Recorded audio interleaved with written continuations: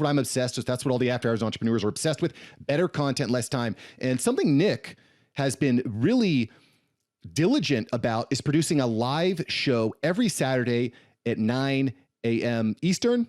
It's Eastern, no? Yes. Yeah. Yeah, 9 a.m. Eastern. I think so. I tune in occasionally. So every Saturday at 9 a.m. Eastern. And then what you're doing is you're repurposing that live show and creating smaller micro clips.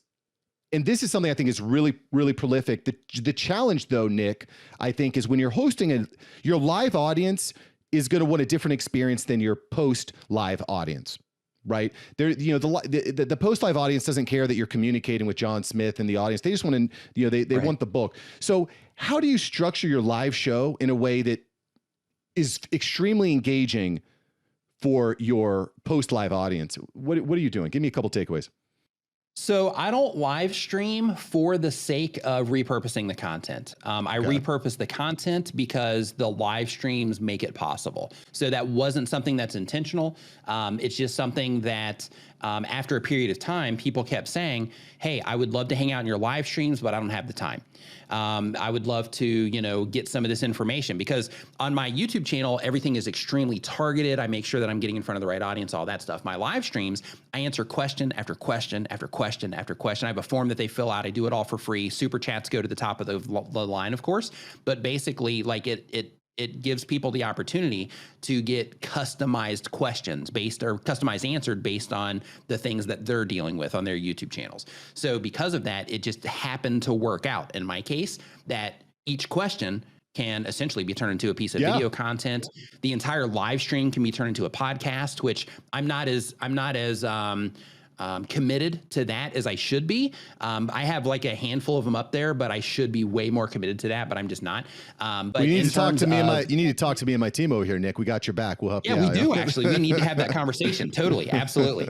Because I need help on the clips too. But the idea though, is that, you know, since I do answer those questions for 3 hours straight during my live streams, then that gives me tons of additional content that I can use. Sometimes if I'm like, hey, you know, I've been busy and I haven't had time to make content, then I'll just grab one of those clips and I'll even publish it on my main channel. I'll make it a little bit more appropriate for the main channel with more B-roll graphics, you know, things like that. And I'll typically edit those just so I can make sure that they're, you know, right for the channel. But you know, what's funny is I can spend, you know, the time setting up all the lights and doing all the stuff to make, you know, like a good piece of dedicated video content on a topic. And those will do just as good as the repurposed live streaming content once it's all edited down and, you know, all that stuff. So it doesn't feel live, right? It feels like a piece of video content in that case. But it's kind of funny because, you know, like by making the live stream, I get to luck out and have all of this additional content that I can lean on, you know, in the event that I need it and to use in other ways. This is brilliant. This is brilliant. It's brilliant. So a lot of good points here. So I want to lean into something you said here, Nick. Your live show is about 3 hours long. Right? Not a lot of people have 3 hours to go in and hang out. You know, maybe people pop in for 20 minutes here, 50 minutes there, hour here, what have you. But there's going to be certain points I find throughout the course of a live event. I host a lot of events on Clubhouse, for example, but there's certain points during an event where I'm like, whoa, that was big. That was something that I think people would really love. Do you like make a note to yourself or send an email to an assistant or something? How do you, or do you just kind of put it in your mental Rolodex? How are you thinking to yourself, okay, this 10-minute clip is going to be fire. I got to put this out there. Do you have any ways of executing on that? None of the above. No. So basically what I do there is I have somebody that goes and they watch the live streams after. They basically go, they download the live streams, they watch them after, and they pull out the clips that make sense to them. They're actually like a newer content creator. So because of that, you know, when I say things that resonate with them, then those are the clips that should be pulled out. So in my particular case, I don't do that. Like I'm trying to control the live stream. I've got like in my live streams are a little bit crazy. I've got, you know, multiple cameras going. I've got a projector showing stuff in the screen. I'm like triggering stuff all the time. So because of that, like, you know, stopping the momentum of the stream and taking notes and all that stuff, it's just not within my workflow. So because of that, I, you know, like the person that does the editing for the clips channel, you know, that takes all of those out of the live stream, what they do is they'll just watch it and then they'll just pull out whatever clips that they need.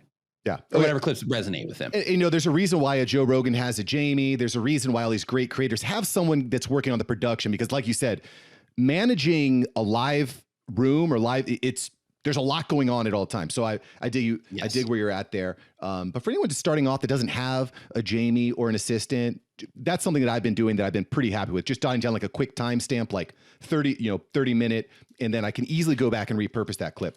Thanks for watching Mark Savant Media. Here we're going to help you create better content in less time and turn that attention into income.